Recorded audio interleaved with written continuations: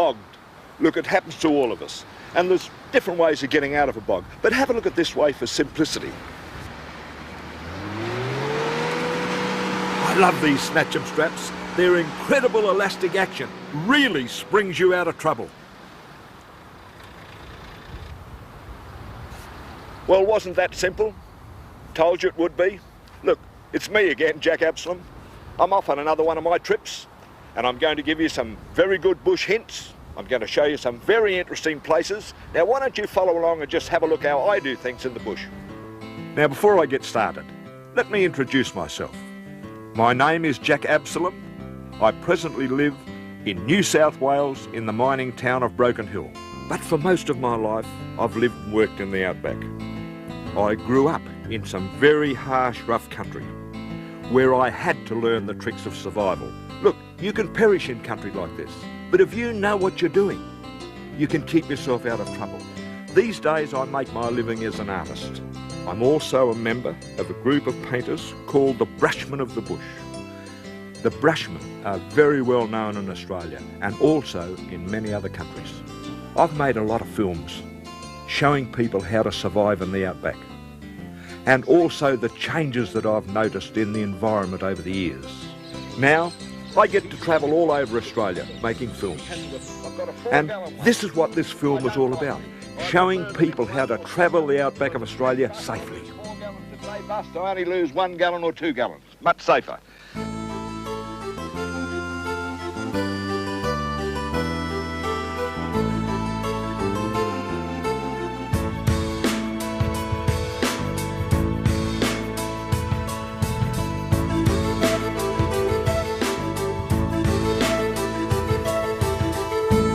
On this trip, I'm heading north through the Gawler Ranges up to Woomera Rocket Range, where I'm actually going to launch a rocket, and then onto Australia's newest town, Roxby Downs. I'll finish the trip at Andamooka.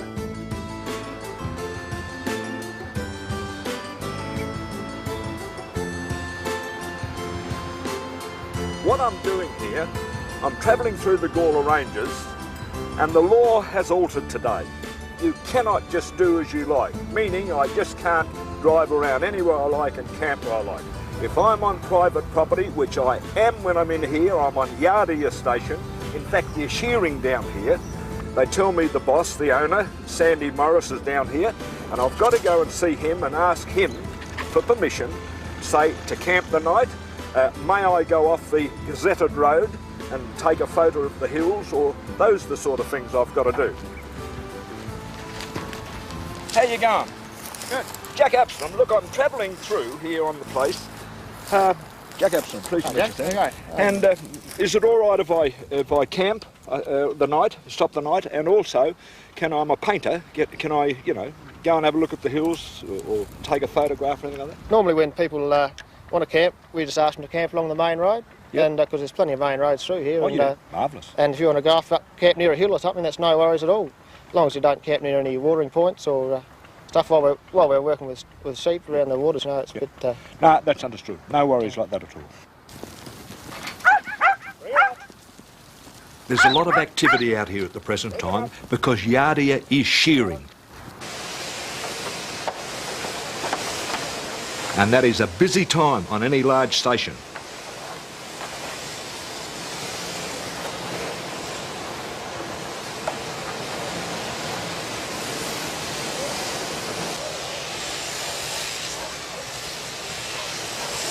Yardia is expected to shear about 20,000 sheep this year.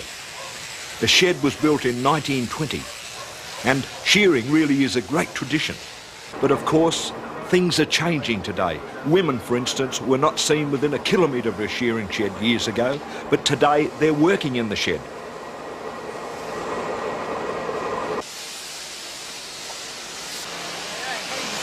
These people make up the shearing team. Now they'll stick together and do a run of sheds, which will keep them employed for approximately 11 months. Shearing is hard work. A shearer earns about $1.50 for every sheep, and each shearer will shear approximately 150 to 200 sheep a day. And believe me, they earn every cent they get.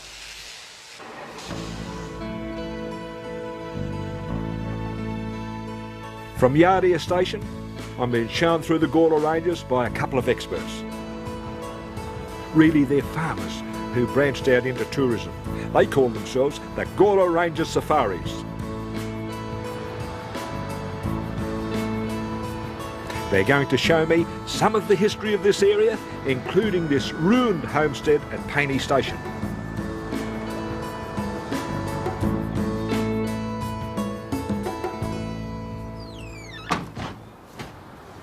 This is an interesting one, Jeff.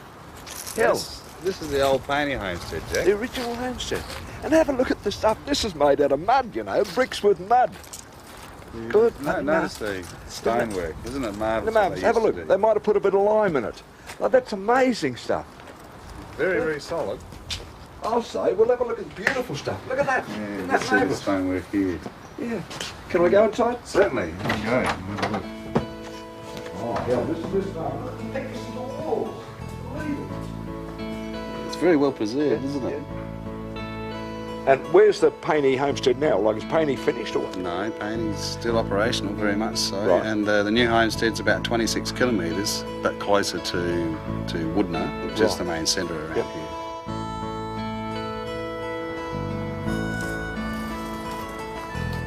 Oh, look, I've got to tell you about this.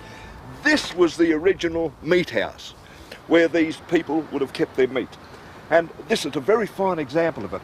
See, they built a bough shed over the top of it. Sides would have all been enclosed, letting the air come through here. And where they've built it here, you would always get a breeze up this creek. The meat would always be cool. And very importantly, because of all this fly wire, the flies didn't get in to blow the meat. This is very important out here because you had to have the meat.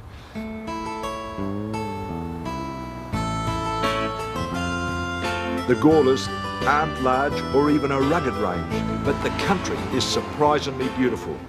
And tucked away are these lovely natural formations. This one is called the Organ Pipes.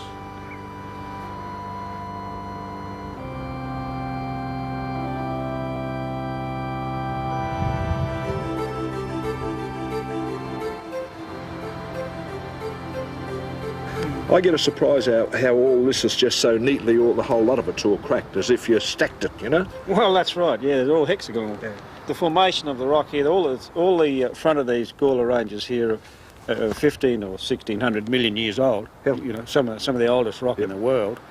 And the formation of the rock in the hexagonal blocks was because of the very slow cooling. Yep. And you'll find the same formation right through the front of the Gawlers here. Right. I'm still travelling in these beautiful Gawler ranges of South Australia, and you can drive from valley to valley and see something different every time. In this particular valley, something special caught my eye, a real surprise.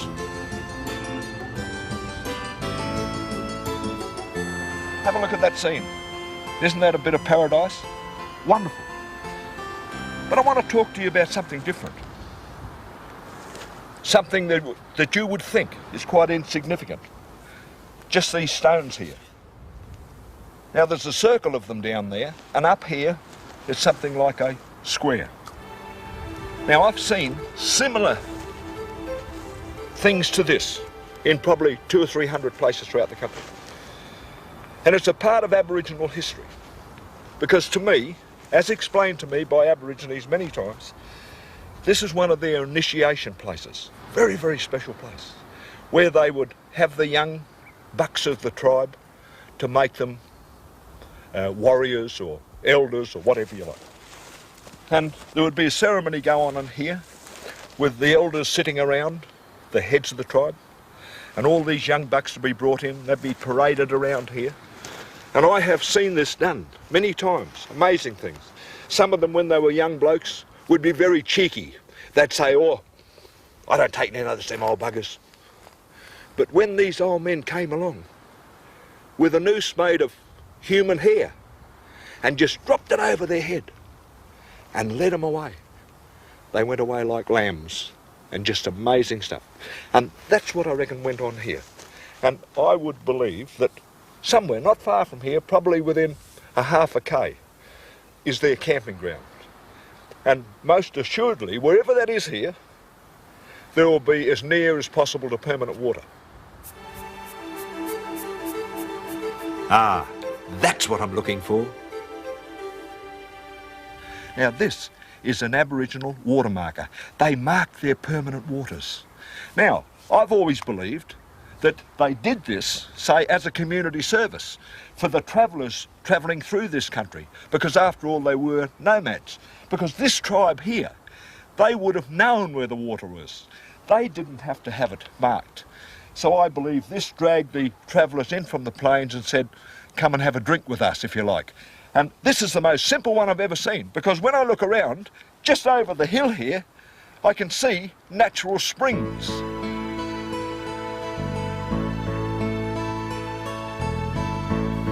These water markers have probably saved the lives of countless Aboriginal travellers. Now you keep them in mind, because they could save yours one day. And all along this rock face are Aboriginal water holes, locally known as Nama holes.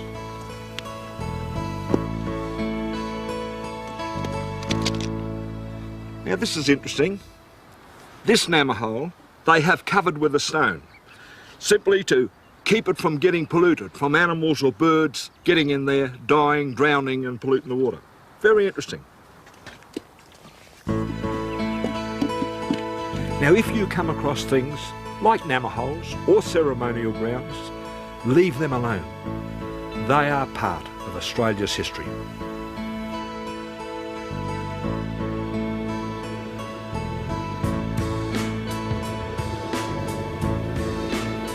Moving north, the Gawler Ranges peter out and the country becomes very sandy. Red sand with a splash of even redder sturt peas and a colourful surprise.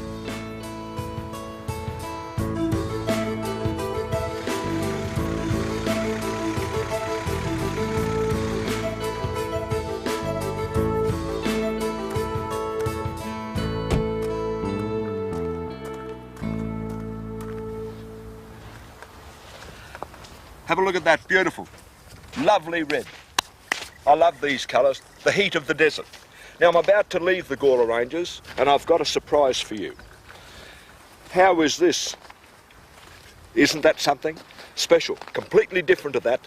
This almost looks like an ice rink, but it's Lake Gairdner.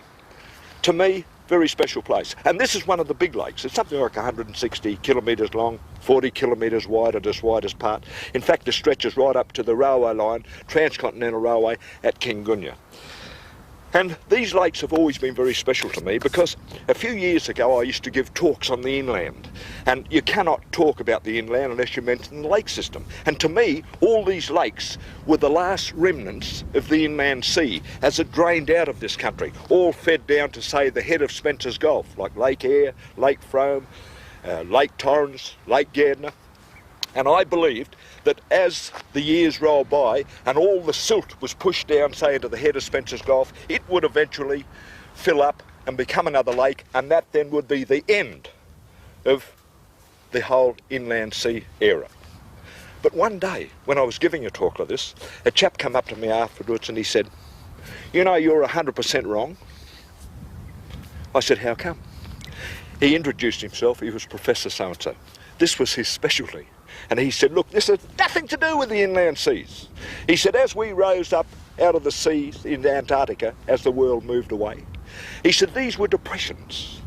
And he said, creeks would have run in here after big rains and filled this. And because every bit of water has salt in it, and we have such a massive evaporation rate in Australia, something like 14 feet a year, the water soon evaporated, leaving the salt. Do that for, say, 1 million years or 10 million years, and this is what you have. Magic, isn't it? I've never given a lecture since. And while I'm in this red sand country, just have a look at this. Have a look at that. That is the thorny devil. When I was a child, they were my pets, but I always called them mountain devils. Now, they look ferocious, horns, spikes all over them, but they're completely harmless. I used to tie a string around their tail, and because they live on ants, I'd peg them around an ant's nest. And a funny thing used to happen. Probably a couple of times a week, I'd lose some. There might be, say, 6 missing. And because there was an Aboriginal camp just a little way over, I would go over to get one of the Aboriginal women. Now, they are marvellous trackers. And this is what would happen. She would come over, put her hands behind her back, and from, say, 3 or 4 or 5 metres away, she would just walk along and say, "That one. That one there. That one here. That one there." And within, say, 1 minute or 2 minutes, she's found a lot of them. But in, say, 2 days later, I've lost them again. And as I'd go over the camp, she'd throw her hands in the air and say, "That damn kid, he hasn't lost them again." But she'd still come over. "That one there. That one there. That one there." And she fascinated me, how quick she used to find them. And yet I would have looked around for, say, 2 hours, never found one. The older Aboriginal women are by far the best trackers in the tribe. For after all, they gather most of the food, and anyone who can track a lizard over bare ground has my admiration. The country around here makes for great travelling, but really you have to be careful because in Spinifex country it can be dangerous.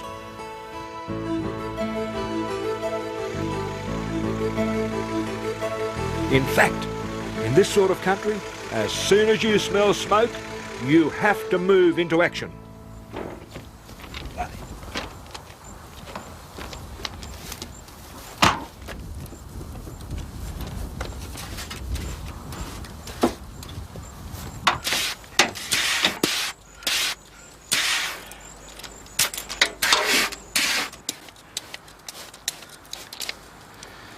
Now, what you've seen here is a very frightening situation, and that had the potential to be disaster.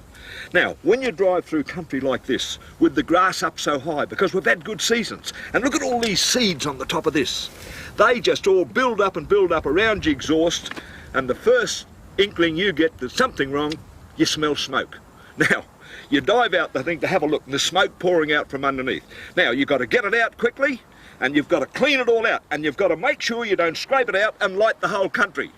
So, what do you carry in the car to put it out? You could say a fire extinguisher, but once you put this one out, what about the next one, say in a half an hour's time?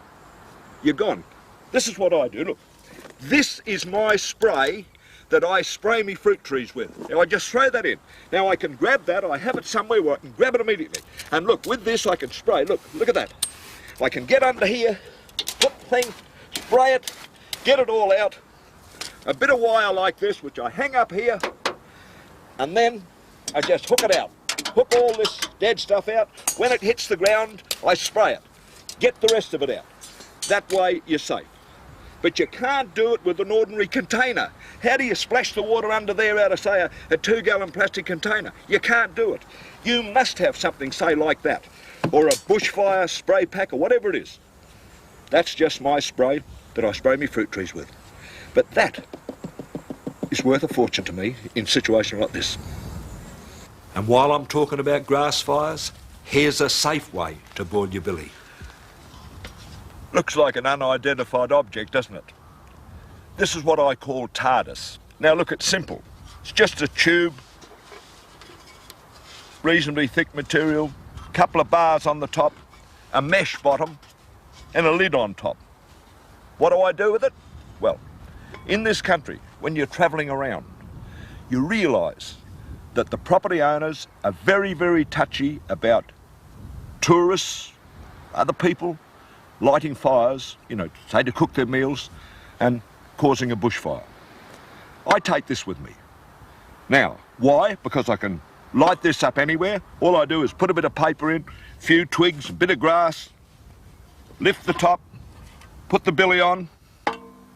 Because the shaft, the way it works, boiling probably in 1 minute. If I want to cook something else, say for instance, boil some potatoes or something, I put the lid down, which becomes a hot plate, and I put the saucepan on top. Now that is very, very handy. It's very, very quick, but importantly, I don't cause bushfires. And the station owners are very happy about that. I'm gradually making my way, eventually to Anamuka Opalfields, travelling up on one of these outback roads across the vast plains that begin here.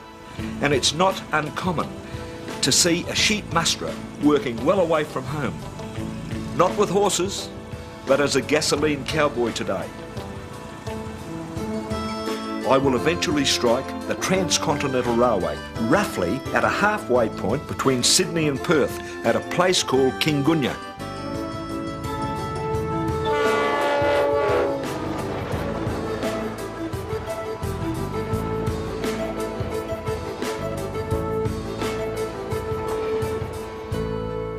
Doesn't seem much now, does it? This is Kingunya.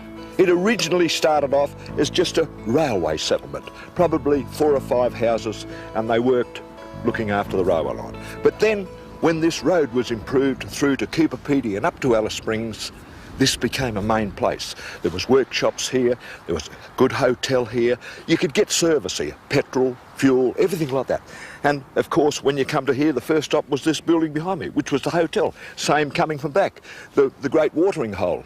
But today that's all gone because 44 kilometres down that way, a place called Glendambo, they took the road from there straight up through to Mount Eba, onto Cooper Pedy and onto Alice Springs, shutting all this out. So today, this has all died. But people have seemed to have taken it in their stride. Look at this, this is the old pub, somebody's home now, and it's a credit to them. Shortly after Kingunya, you strike the bitumen, and you go across these vast plains that seem to go on forever. It's an unforgiving country, with dry salt lakes that only fill after heavy rains.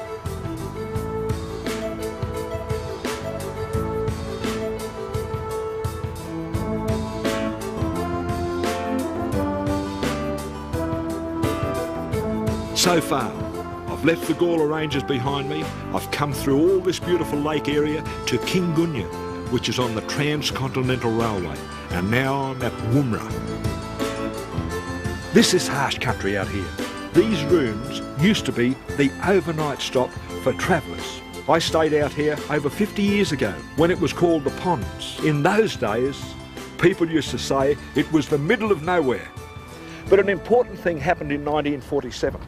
The British had been looking for somewhere to set up a rocket range.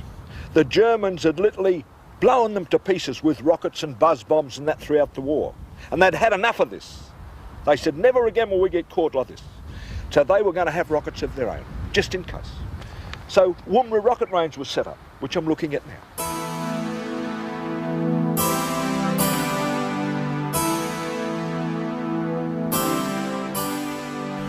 Woomera was a very exciting place for the scientists in the 1950s and 60s and the early 70s. In fact, the rockets at the Woomera Heritage Park give an indication of the activity that was going on here. There were space experts from around the world, and surprisingly, in those days, Australia was a world leader in the rocket industry. Now to me, the most interesting one of all is this one.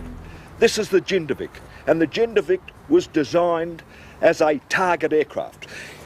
It was remote controlled, but to get it remote controlled, it had to be piloted for the first couple of flights because they couldn't work out how to handle it properly.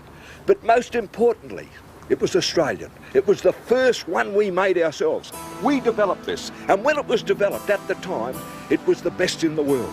And this was in the 1950s. This is the beginning of takeoff of the Mark II aircraft on the specially designed tricycle trolley. The trolley is separate from the aircraft and is left on the ground when the aircraft takes off. At a fixed, predetermined speed, the aircraft is unlatched from the trolley.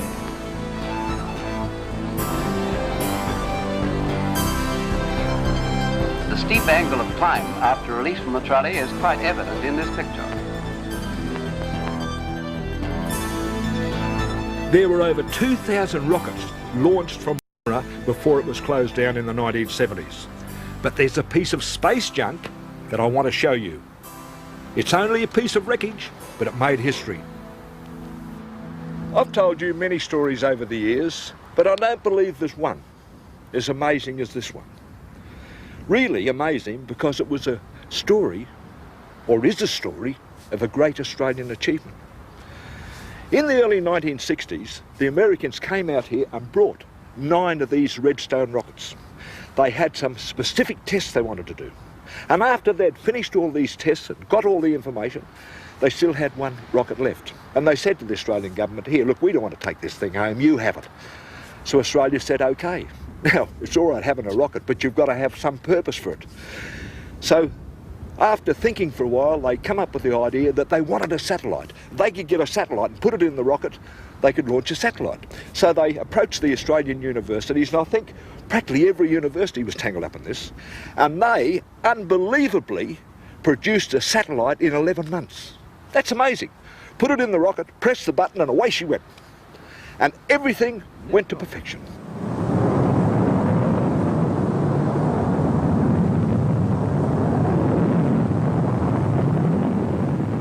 The rocket worked for its whole lifespan perfectly. It's finished, of course, now, because that was launching was in 1967. And when Australia launched that rocket, it became the 4th country in the world, behind America, Russia and France, to launch its own satellites. Now, to me, that's an amazing feat. The first stage is all burnt. It separates and falls away into the Simpson Desert. The second stage was destined to fall into the Gulf of Carpentaria to the north of Australia. Now, after this rocket had done its job, got the satellite up, it came down. And it came down in the Simpson Desert. But nobody knew exactly where it was. Then Dick Smith got a bit of a whisper. And away he went in his whirlybird out to the Simpson Desert. And he found it, located it. And he advised the people where it was, and they thought it was worth retrieving. So out they go and bring it in, and they put it here, roughly as they found it in the Simpson Desert. And I reckon that's a marvellous story. NASA came here to test rockets, and test rockets they did. But the most expensive and ambitious project was ELDO, the European Launcher Development Organisation. And their rockets blasted off from right here. Isn't that massive?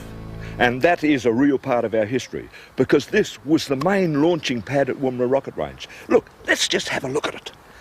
Look, it is massive.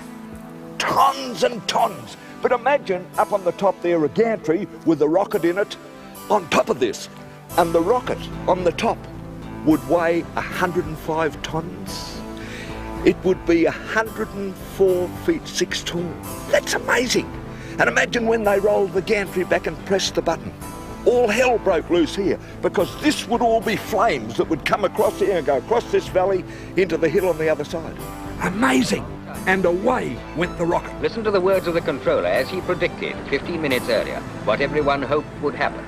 -7 seconds, engine ignition. -4 seconds, engines at full thrust. At 0 time, release jacks open, vehicle liftoff.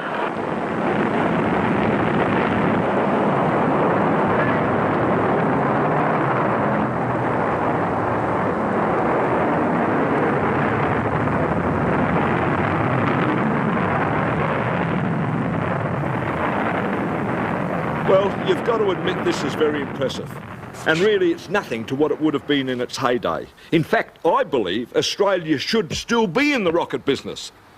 I'm at the right place here to do this. I'm going to launch a rocket. I'm going to launch the Absalom rocket and start us back into the rocketry again. Now, mine is not going to be as complicated as all this with all this gear. Just nice and simple. Have a look at that. Isn't that a whizzer? I'll tell you what, that'll give the superpowers something to think about, because Australia's now back into the rocket business.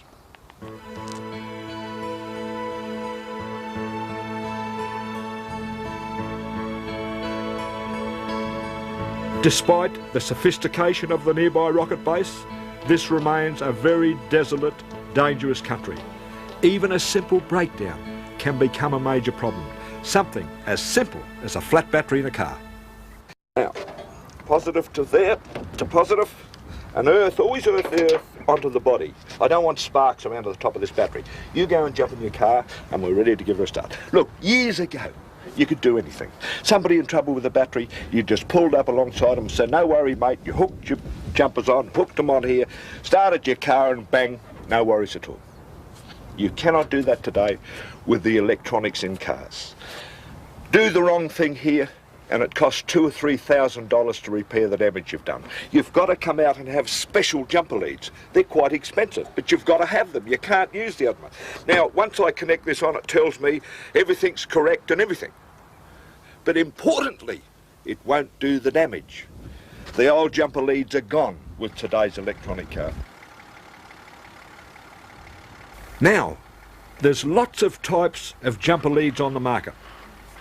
The best advice I can give you is to go to an auto electrician and get the set that is best suited for your car. I'm now heading north of Woomera in South Australia, and most people would say that I'm heading into a barren, useless country. But how wrong we can be, because just up the road is Australia's newest town. It was only settled in 1987, Roxby Downs.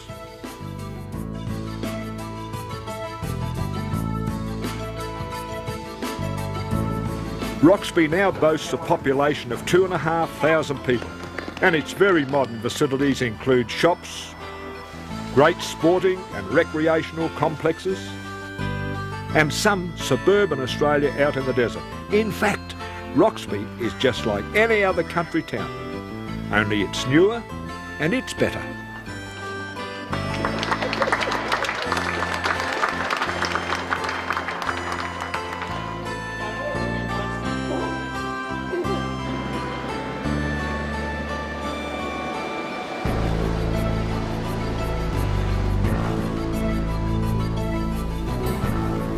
But the wealth here comes from under the ground at Olympic Dam Mine. There's a vast network of tunnels. In fact, there's 70 kilometres of them here, where giant machines work 24 hours a day.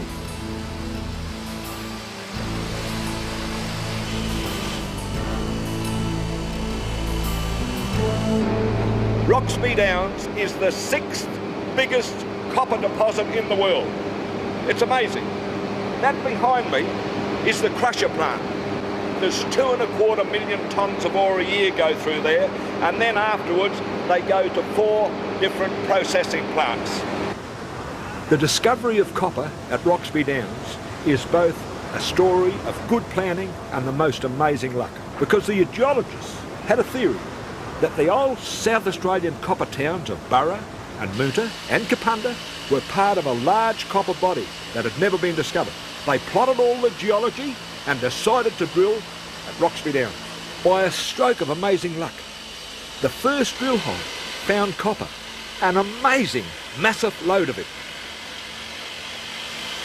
In fact, the part that they work here is 7 kilometres long by roughly 5 kilometres wide.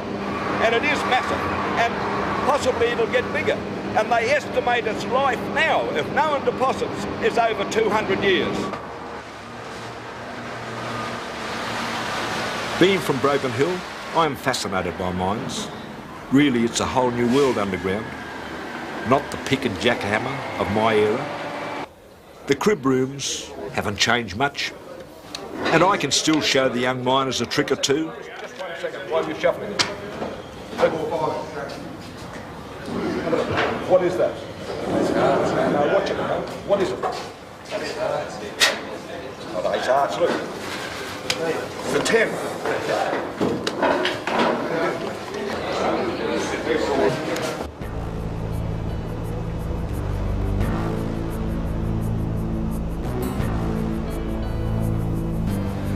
To me, the most important thing about this mine, it's the only value-added mine I've ever seen. They dig out the ore, they process it, and they sell the refined product.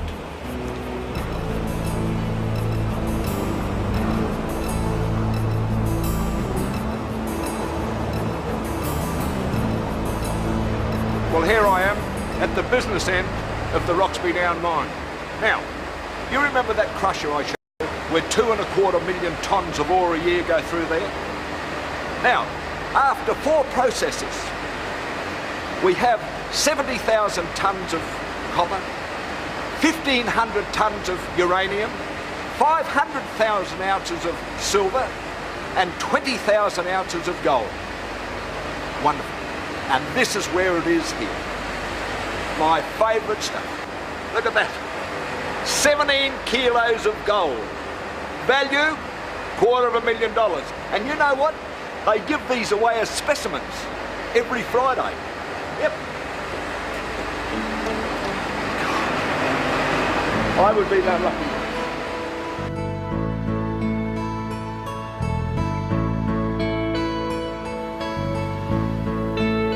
Naturally enough, Roxby Downs has an obligation to protect the environment out here. In fact, John Reed is the ecologist for the company. You'll find him in the bush even on his days off. John says he's very lucky because his hobby is really his work as well. Right now he's on a trail of some ants. I can understand you studying, say, lizards and snakes and scorpions, but ants, what the hell would ants tell you about the environment? Ants are very good indicators of what's happening in the environment, and they're very useful for us here in the environmental department because different types of ants respond differently to disturbance. As you know, Jack, in like a barbecue situation or in a picnic playground, you get meat ants coming all over Australia. You get certain ants will come and concentrate in disturbed areas. Well, it's the same around a mine, it's the same in grazing country or in a town or anything. Wherever you've got some sort of disturbance, you've got certain sorts of ants increase in numbers, and other sorts of ants, the wimpier ones, get kicked out of that area. So if we look at the ratios of different sorts of ants, if we work out what ants are there, we can see whether we've had any impact on the environment and how much that impact has been, if at all, and how far it spreads. So they're pretty useful little critters. But out in the back laboratory, there are some creatures that are a bit more tricky than ants. What do you got there? Tell me about this. This is a mulga snake or a king brown snake, Jack. Right. And he's a member of the black snake family. That's why we call them mulga snakes rather than king browns, to stop getting confused with the other brown snakes. Right. Yeah, I never knew that. What's this one up here you were looking at? This is a western brown. Right. This is one of the green types of western browns we get here at Roxby Downs. Yeah. And they're a very variable snake. He's quite a stroppy one, this one. He's a pretty little fella. Oh no, they're beautiful. And they don't get much bigger than that. They're only a fairly small western brown. Deadly? Yes, amongst Australian snakes, amongst the most venomous in the world, and the western browns are definitely up there amongst the rest of them. Right. While I'm talking about snakes, a lesson in the latest snake bite treatment seems appropriate. And who else better? Because John's the expert here. Okay, John, I've been bitten by a snake, roughly where my watch is. Treat me. What do we do? Okay, Jack, we've got to stay relaxed. We'll sit down under the tree in the shade and we'll sort you out. Right. Okay. Right. And you're not dead yet, so you can help me doing this. I'm not a nurse. We're going to start above the bite, start about maybe one bandage width above the bite and work down, okay? Right. So if you'd like to hold that there for me. Right. And I'm doing this reasonably tightly. Yep. Over the bite. I'm not worrying about taking your watch off. The more we stuff around doing that, the more chance the venom is going to get up your arm. And what I'm trying to do here is stop the venom getting up into your heart and to your brain. That's where it does the damage, and it travels up just under your skin in your lymph system. It doesn't travel in your vein. So all we're trying to do is just put a bit of pressure on your arm to stop that. Yeah, that feels nice and firm. Okay, straight over your sleeve. We're not worrying about taking anything like that off. And then what I'll do is, this isn't very pretty, but it should save a life. I'll just tuck that in there. That feels all right? Yep, that's good. Right, that's put some pressure on it. Now what I've got to do is immobilise your arm, stop you moving it around. Right. Because if you had been bitten by a snake, you'd probably be freaking out a bit, and we'd have to try and stop that. So if you'd like to hang on, there's a stick we've got. Stick, right. Anything will do. Just anything will do, that's just ordinary stick. Same with the bandage. You could use a t-shirt, you can use a pair of pantyhose if you're lucky enough to have a pair of pantyhose around. Anything like that, just as long as it puts a bit of pressure. Right. Hold that. Yep. You got that stick. Good. And here's just another bandage I've got. Once again, you can, to put the splint on, you could use a rope or a shoelace or anything like that. Well, that's good now. And now tuck that in under that, and you'll be right in there. That's good. We'll stick that. That's good. That's pop that under that. Yeah, that's wonderful. Right. Now there, that's good. Yep. And it's so simple, and that can save a life. All you have to do now is call the flying doctor, get to hospital. They'll give you an injection of anti-venom, especially if you know what sort of snake it was. Right. One thing I didn't mention, I didn't try and suck the wound or anything like that. I left the venom on the bite site. So what happens when you get to a doctor, he can work out what sort of snake it was by taking a sample of the venom that's left on your skin. It doesn't do any damage on your skin. They can take a swab of that, and they know what sort of snake's bitten you, and they'll give you the right injection, and you'll be right as rain. Wonderful.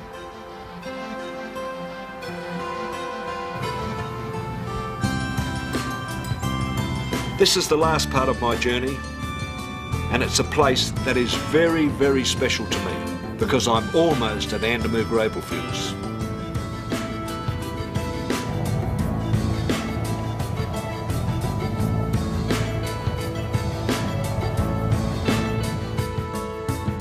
I came out here over 50 years ago, and it was a tough country then. Tough living and dangerous. You had to know how to look after yourself, and it was out here that I learnt many of my bush survival skills, and one of the most important was how to get drinkable water in an emergency.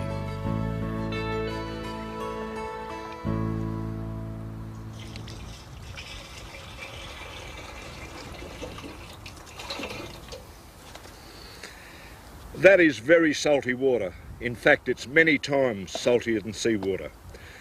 But in dry areas of Australia, this is all the water there is at times. And of course, it's that salty you can't drink it. But come with me and have a look. I'll show you how you can drink it.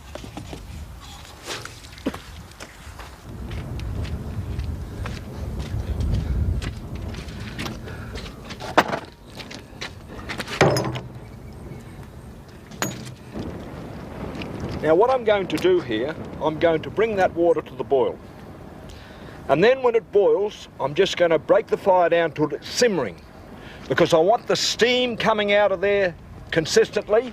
I will connect the hose from here to that, and then the steam will come in through this hose into inside that bag. And then it will condense on the inside of the bag and run down to here as sparkling fresh water. And see that up there? That's my little safety valve. Just a quarter piece of hose stuck in there, and it just lets the pressure off. Isn't that simple? Something like 30 minutes ago, I started here when I lit the fire. It was 14 times saltier than seawater. Now, it's like beautiful rainwater, like sparkling champagne. A dash of whiskey and improve it, but it's very, very good. And you've got to admit, that is a simple way to transform all these cooked waters in Australia into good fresh water. And look, I've still got water there for a drink later on.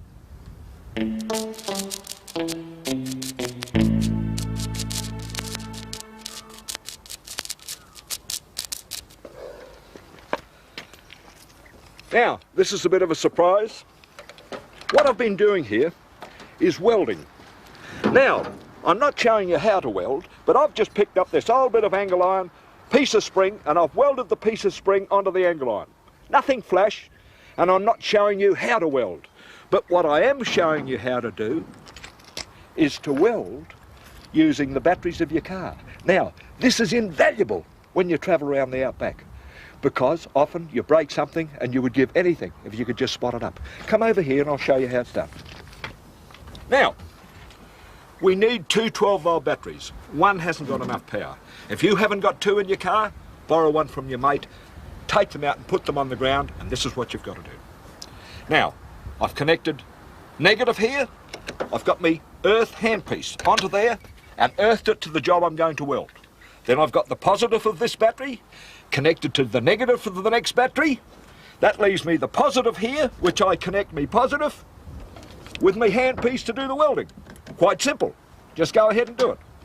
Now, the thing you must always do is drop all these wires off connected to the car so that the two batteries are in isolation, because if you don't do this, you could damage your alternator. So that is a must. Disconnect them. Otherwise, quite simple. Just a bit of practice. Try it home in your backyard. When I first came to Andamooka, it was nothing like it is now. Today, the mining mixes with tourism. Really, it's a ramshackle place. My first trip out here was as a youngster, just 8 years after they'd discovered opal here in the 1930s. There was only 10 miners living here in rough dugouts in incredible hardships, and 2 of them were uncles of mine. These are the first dugouts built at Andamooka, and I was here when the people were building them and living in them. You there, Joe? I know he's not there, but many years ago when I first started coming here, he was there. the same as all these people along here. Now, I spent a large part of my life up here. I used to come up here practically every year. In fact, the first year I came here was 1938. And I helped them build all these dugouts along here. They were wonderful people. And these houses, they would just cut them out of the side of the cliff, put a roof over the top, grease up the bags that they put on the roof and throw copay on. And they were waterproof. And they're still waterproof today, 50 years later. Amazing. Mrs. Donnelly used to live in here with her husband. And the next one down was Mr. and Mrs. Perry. But come down here, I want to tell you a marvellous story.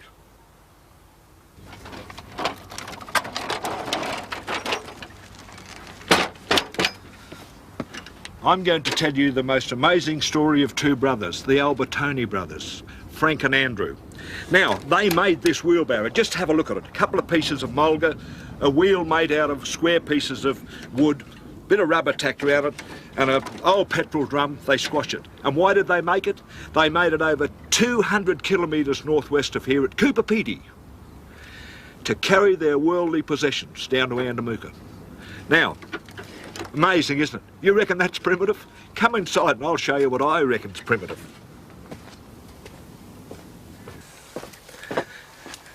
Just have a look at this for primitive. That's his bed, all made. This is a piece of bullock hide, see, over there? His mattress is just a chaff bag with the leaves off the trees in it. And have a look at the pillow, a sugar bag filled with wool, probably picked up around the paddock. Now, the only thing missing in here is they used to have sheepskins for their blankets, and there was the sheepskins all over the floor as a floor covering. But look, just have a look at these. Just amazing. How would you like that to strain your peas with? What about a cup? Probably a baked bean tin or something. Look, put a handle on it. It's his cup. What about his dipper for getting the hot water? Look. And a smaller version here. Probably put the soap in there and shook it around. And what about the knife? Look at the knife. A half a hand shear. I've seen them cutting their bread with this, their damper, and cutting their meat. Amazing. But look at this over here, the fireplace. Look, this is amazing. Just have a look at this. 3 kerosene tins with a piece of steel on top just to hold the heat of it. Now, 50 years ago I seen them cooking on this thing, and to come back today, 50 years later, and it's the same, to me, is amazing.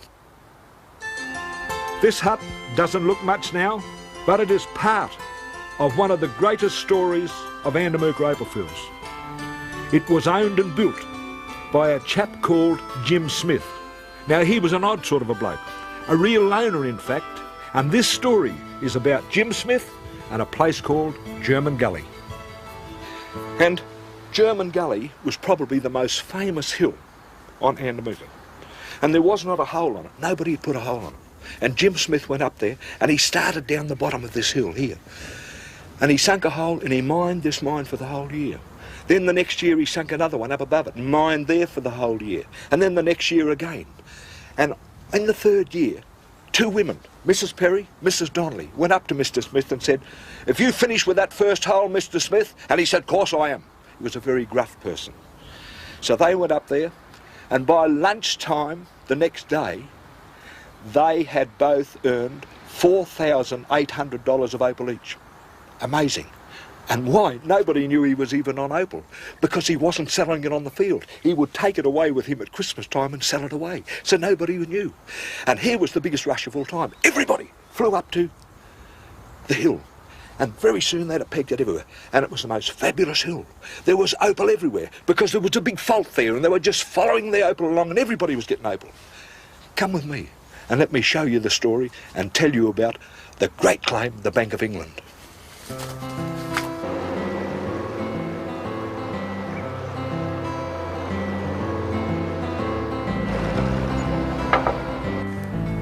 As promised, the Bank of England. Doesn't look much now, but let me tell you all about it. Now, I want you to use your imagination a little bit. I am on the very top of the hill here, but down there was the bottom of the hill where Smithy first started. 1 hole, 2 holes, 3 holes, then the explosion. Everybody was up here to mine. And this was the most fabulous hill anybody has ever seen, because everywhere they found opal, it was gem quality, the top stuff.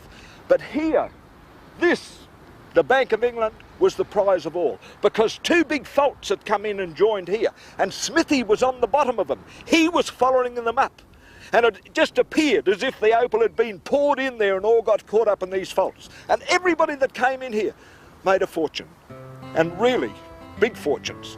And today, well, even all this is being noodled over, like those machines you see there.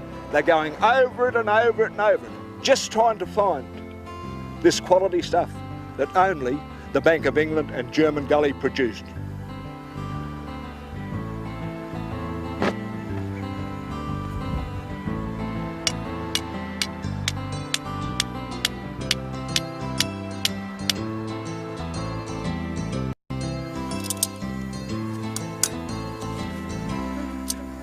Well, it's that time of the day again. I always make camp about this time, put me dinner on. But it's been wonderful, the whole trip. And I think we'll close down now, and I'll see you next time. I've got to look after me dinner.